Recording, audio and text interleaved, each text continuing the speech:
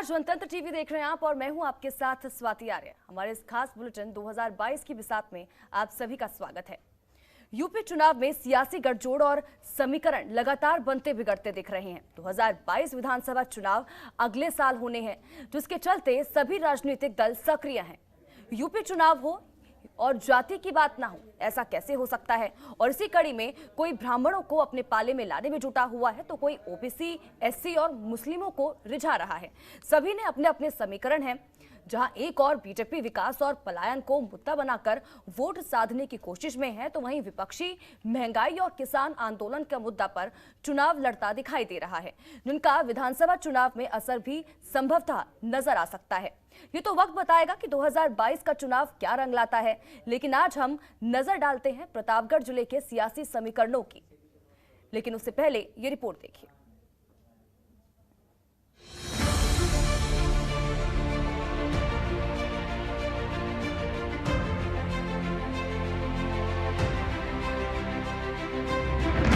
प्रतापगढ़ उत्तर प्रदेश का 70वें जिले के रूप में जाना जाता है। इसे लोग बेल्हा भी कहते हैं, क्योंकि यहां बेला देवी मंदिर है जो सई नदी के किनारे बना है। इस जिले को ऐतिहासिक दृष्टिकोण से काफी अहम माना जाता है। यहां के विधानसभा क्षेत्र पट्टी से ही देश के प्रथम प्रधानमंत्री पंडित जवाहरलाल नेहरू ने पदयात्रा के माध्यम से अपना राजनीतिक कैरियर शुरू किया था। इस धरती को राष्ट्रीय कवि हरिवंश राय बच्चन की जन्मस्थली के रूप में जाना जाता है। इस जिले को ऐतिहासिक दृष्टिकोण से भी काफी अहम माना जाता है। यहाँ के विधानसभा क्षेत्र पट्टी से ही देश के प्रथम प्रधानमंत्री पंडित जवाहरलाल नेहरू ने पदयात्रा के माध्यम से अपना राजनीतिक कैरियर शुरू किया था। इस धरती को रीतिकाल के श्रेष्ठ कवि आचार्य भिखारी दास और राष्ट्रीय कवि हरिवंश राय बच्चन की जन्मस्थली के रूप में भी जाना जाता है। ये जिला धर्म सम्राट स्वामी करपात्री जी की जन्मभूमि और महात्मा बुद्ध की तपोस्थली है। स्थानीय राजा और राजा प्रताप बहादुर, जिनका कार्यकाल सन 1628 से लेकर 1682 के मध्य था, उन्होंने अपना मुख्यालय रामपुर के निकट एक पुराने कस्बे अरोर में स्थापित किया, जहां उन्होंने एक किले का निर्माण कराया और अपने नाम पर ही उसका नाम प्रतापगढ़ रखा। धीरे धीरे उस किले के आसपास का स्थान भी उस किले के नाम से जाना जाने लगा, यानी प्रतापगढ़ के नाम से। जब 1858 में जिले का पुनर्गठन किया गया, तब इसका मुख्यालय बेला में स्थापित कर दिया गया, जो अब बेल्हा प्रतापगढ़ के नाम से विख्यात है। बेल्हा नाम वस्तुतः सई नदी के तट पर स्थित बेल्हा देवी के मंदिर से लिया गया था।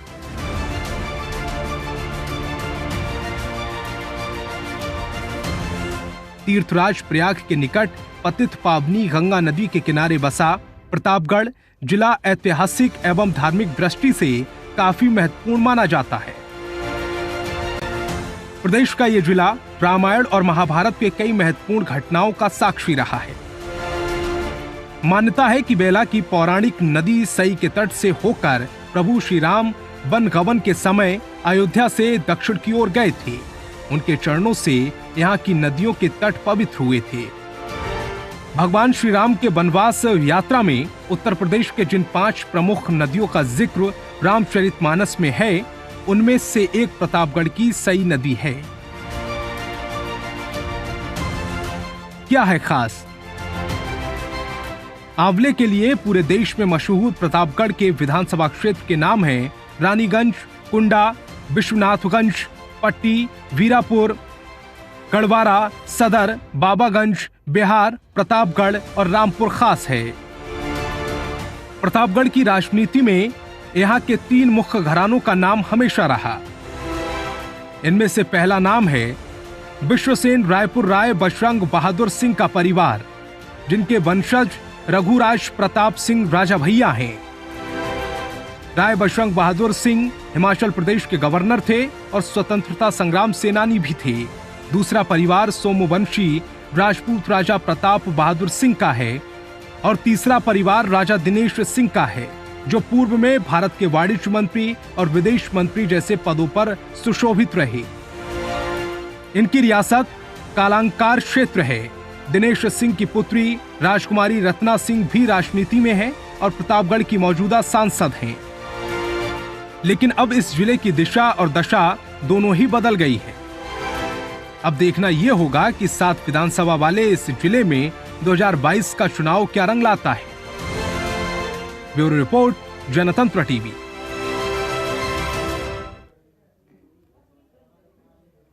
उत्तर प्रदेश के प्रतापगढ़ जिले की पहचान यहाँ की आंवला की खेती से है। इस जिले को महात्मा बुद्ध की तपोस्थली के रूप में भी जाना जाता है। राजनीतिक गलियारों में भी इस जिले की अहम भूमिका है। विधानसभा चुनाव में प्रतापगढ़ पर हर राजनीतिक पार्टी की निगाहें टिकी हुई हैं। इस जिले में 7 विधानसभा सीटें हैं, जिनमें बाबागंज, विश्वनाथगंज, इसी के साथ ही कुंडा, पट्टी, प्रतापगढ़, रानीगंज और रामपुर खास शामिल है। आज हम बात करेंगे प्रतापगढ़ जिले की सभी सीटों के सियासी समीकरणों की। 2017 विधानसभा चुनाव में प्रतापगढ़ जिले में सपा ने 4 सीटें अपने नाम की। 2 सीटें निर्दलीय उम्मीदवारों के खाते में गई, तो वहीं कांग्रेस को 1 सीट मिली। जबकि जहां पूरे प्रदेश में मोदी लहर का असर दिख रहा था, तो वहीं प्रतापगढ़ जिले में बीजेपी अपना खाता तक नहीं खोल पाई।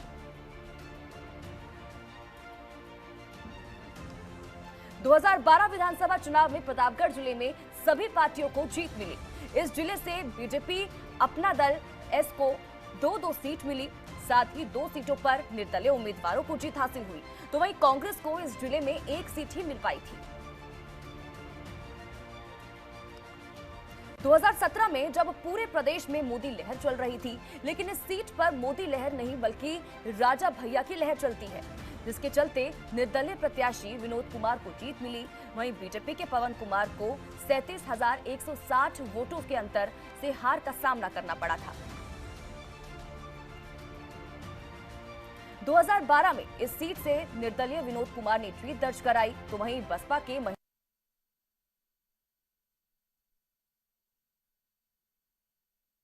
की बाबागंज 7 विधानसभा सीटों में से एक है। इस विधानसभा सीट पर राजा भैया का खासा प्रभाव है।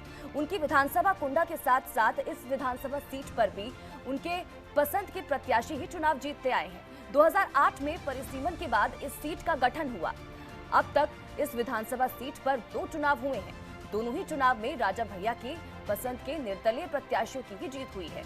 अभी तक इस सीट पर किसी भी राजनीतिक दल के प्रत्याशी की जीत नहीं हो पाई है।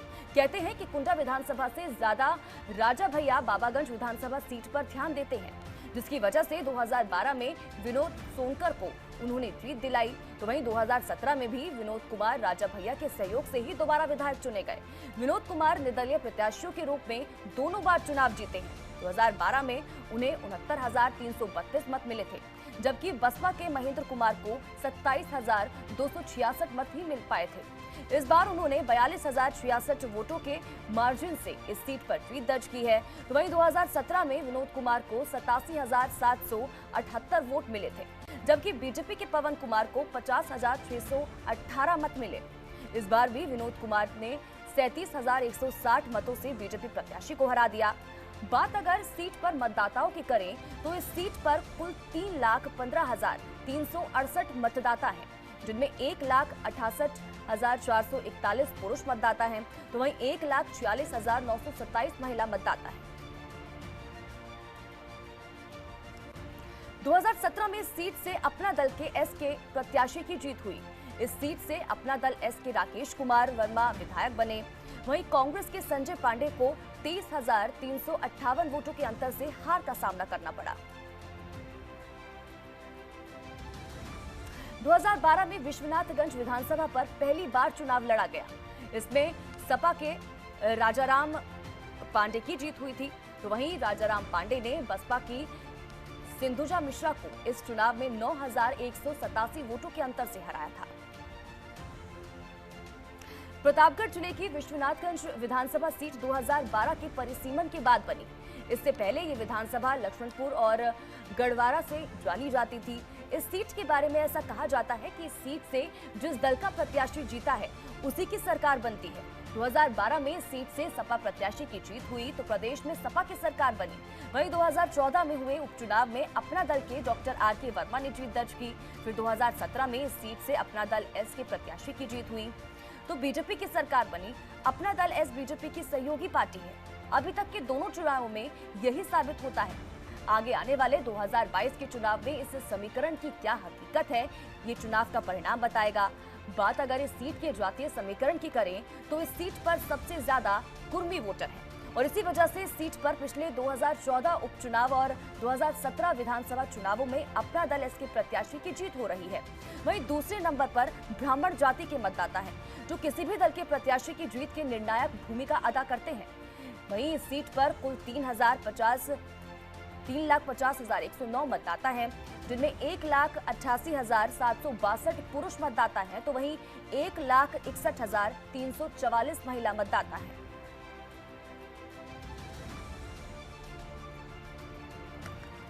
दो 2017 विधानसभा चुनाव में निर्दलीय रघुराम प्रताप सिंह उर्फ राजा भैया ने जीत हासिल की। तो वहीं राजा भैया ने बीजेपी के जानकी शरण को 1,03,647 वोटों के बड़े अंतर से हार का सामना कराया।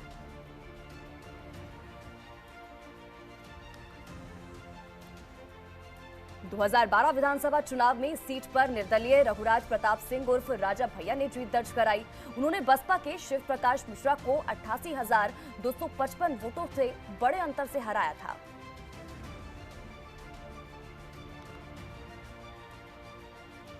प्रतापगढ़ की कुंडा विधानसभा सीट का नाम सुनते ही रघुराज प्रताप सिंह उर्फ राजा भैया का नाम अपने आप ही दिमाग में आ जाता है। ये सीट राजा भैया के चलते उत्तर प्रदेश ही नहीं बल्कि प्रदेश के बाहर भी चर्चित है।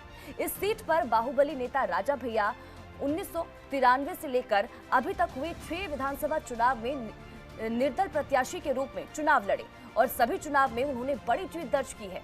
राजा भैया 1993, 1996, इसी के साथ ही 2002, 2007, 2012, 2017 के विधानसभा चुनाव में जीते थे। उनका इस सीट पर पिछले 6 चुनावों से वर्चस्व कायम है। इससे पहले इस सीट पर कांग्रेस के नियाज हसन ने 1974, 1962, 1980, 1985 और 1989 में जीत हासिल की थी। तो वहीं 1991 में बीजेपी के शिव नारायण मिश्रा ने जीत दर्ज की और 5 बार विधायक रहे नियाज हसन को हरा दिया गया था। बात अगर इस सीट के जातीय समीकरणों की करें तो इस सीट पर ठाकुर मतदाताओं के अलावा अन्य जातियों की संख्या भी अच्छी है, लेकिन बाहुबली नेता राजा भैया के ऊपर जनता का विश्वास लगातार बना हुआ है, जिसके चलते वो इस सीट पर विजय अभियान जारी रखे हुए हैं। वहीं इस सीट पर कुल 3,43,870 मतदाता हैं, जिनमें 1,88,762 पुरुष मतदाता और इसी के साथ ही 1,61,344 महिला मतदाता है।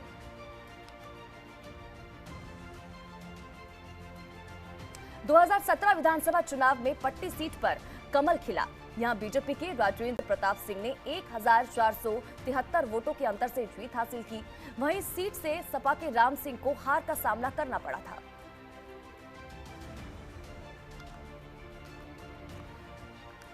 तो वहीं 2012 विधानसभा चुनाव में पट्टी सीट पर सपा ने कब्जा जमाया।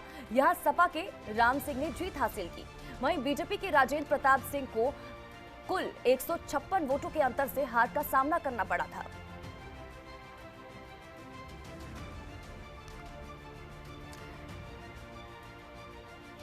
पट्टी विधानसभा प्रतापगढ़ की एक हाई प्रोफाइल सीट मानी जाती है। यहां पर हमेशा बीजेपी के कद्दावर नेता राजेंद्र प्रताप सिंह का दबदबा रहा है। दूसरे दलों ने हमेशा यहां पर अपना असर दिखाने की कोशिश की, लेकिन असफल रहे। पट्टी विधानसभा का इतिहास आजादी के आंदोलन के शुरुआती दिनों की याद दिलाता है। यहीं से राजनीति का कखारा सीखकर भारत के प्रथम प्रधानमंत्री पंडित जवाहरलाल नेहरू ने अपनी राजनीति का श्री गणेश किया। पट्टी विधानसभा सीट 2002 से लेकर 2012 तक बीजेपी का अभेद किला बनी रही, लेकिन 2012 के चुनाव में डकैत ददुआ के भतीजे और सपा के पूर्व सांसद के बेटे राम सिंह ने बीजेपी के किले में सेंध लगाते हुए राजेंद्र प्रताप को 157 वोटों के मामूली अंतर से हरा दिया था। हालांकि 2017 के चुनाव में राजेंद्र प्रताप सिंह फिर से काबिज हो गए। अब 2022 के चुनावी संग्राम में यहां पर सपा और बीजेपी के बीच में चुनावी संग्राम होने की संभावना जताई जा रही है। 2017 में प्रतापगढ़ सीट पर अपना दल एस के संगम लाल गुप्ता ने जीत दर्ज कराई। वहीं सपा के नागेंद्र सिंह को 29,721 वोटों के अंतर से हार का सामना करना पड़ा था।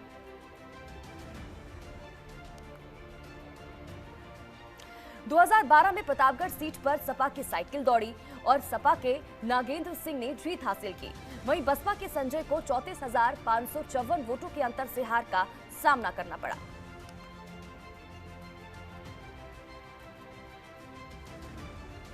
वहीं प्रतापगढ़ सदर विधानसभा सीट भी वीआईपी सीट रही है। इस विधानसभा सीट पर 1970 से लेकर 2017 तक सबसे ज्यादा जाति विशेष के ही प्रत्याशियों की जीत हुई है। 1970 में इस सीट पर जनता पार्टी प्रत्याशी के रूप में संगम लाल की जीत हुई, तो वहीं 1980 में कांग्रेस पार्टी के लाल प्रताप सिंह ने जीत दर्ज की। 1985 में दोबारा लाल प्रताप सिंह विधायक बने। 1989 में ज्वाला दल की प्रत्याशी संगम लाल ने जीत दर्ज की। 1991 में इस सीट पर बीजेपी का खाता खुल गया। बीजेपी के ब्रजेश कुमार शर्मा ने ज्वाला दल के अजीत प्रताप सिंह को हरा दिया। 1996 में इस सीट पर सपा के चंद्रनाथ सिंह की जीत हुई। उसके बाद फिर 2002 में सपा से हरि प्रताप सिंह की जीत हुई। 2007 में बसपा के संजय कपूर चुने गए। उन्होंने सपा के हाजी अब्दुल इस्लाम को हरा दिया। 2012 में सपा के ही नागेंद्र सिंह ने बसपा को हराकर सीट पर कब्जा कर लिया। 2017 में इस सीट पर 14 प्रत्याशियों ने किस्मत आजमाई, तो वहीं मोदी लहर के चलते अपना दल एस से संगम लाल गुप्ता ने जीत दर्ज की।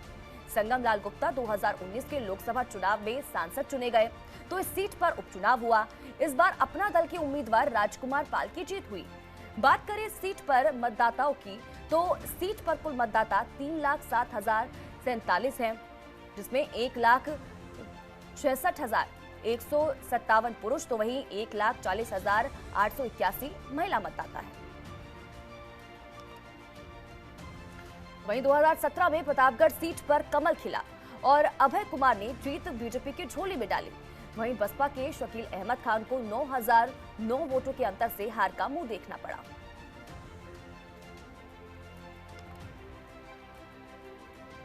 2012 में रानीगंज सीट पर सपा की साइकिल ने सबको पीछे छोड़ दिया और उसके बाद जीत हासिल की।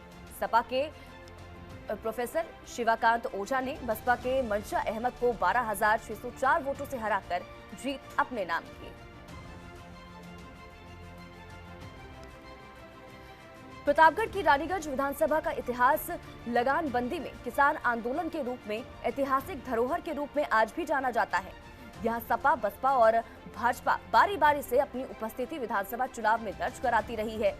ये सीट 2012 के परिसीमन के बाद में अस्तित्व में आई थी।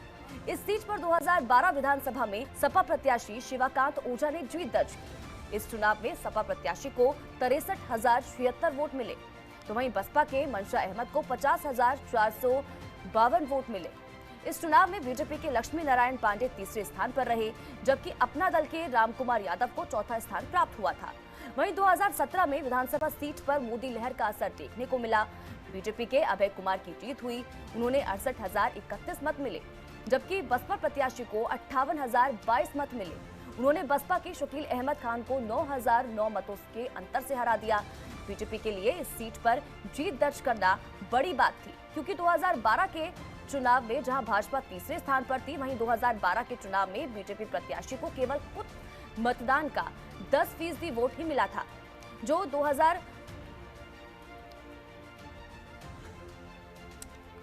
तो आपको बता दें कि 2017 के चुनाव में पहले नंबर पर पहुंच गई थी। वहीं 2022 के विधानसभा चुनाव में बीजेपी सीट पर दोबारा जीत दर्ज करने की तैयारी में जुटी है। तो वहीं सपा 2017 की हार को जीत के बदलने के लिए पूरी तरह से जुटी हुई है। बात अगर इस सीट के जातीय समीकरण की करें, तो ये सीट एक ब्राह्मण बाहुल्य सीट है। यहाँ पर ब्राह्मण की आबादी किसी भी राजनीतिक दल के प्रत्याशी की जीत को तय करने का काम करती है। इसीलिए अभी तक 2012 और 2017 में इसी समुदाय से दोनों प्रत्याशियों की जीत हुई है।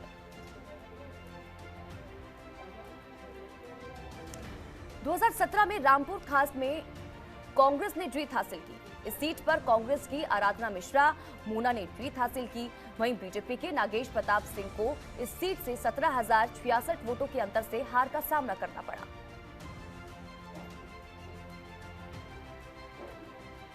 – 2012 में रामपुर खास में कांग्रेस प्रत्याशी ने जीत दर्ज कराई। यहां से कांग्रेस के प्रमोद कुमार ने जीत हासिल की। वहीं बसपा की हीरामणि पटेल को 31,534 वोटों से हार मिली।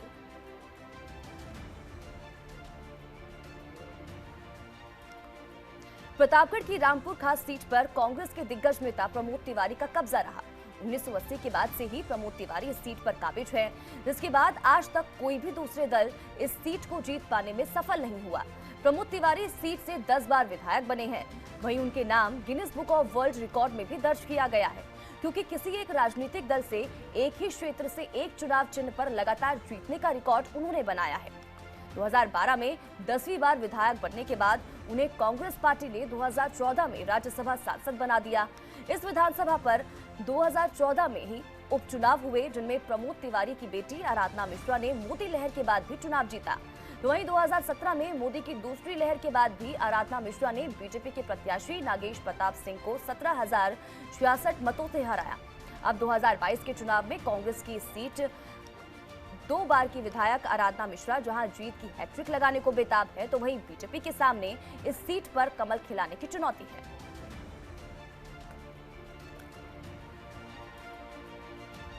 और इसी के साथ ही हमारे इस खास कार्यक्रम 2022 की बिसात में फिलहाल इतना ही। आप बन रहे हमारे साथ। नमस्कार।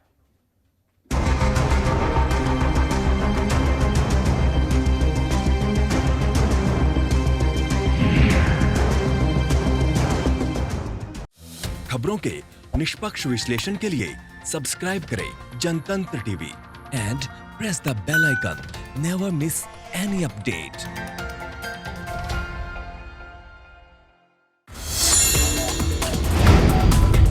Download the Janatantra TV app, available on Google Play and App Store. Download it now.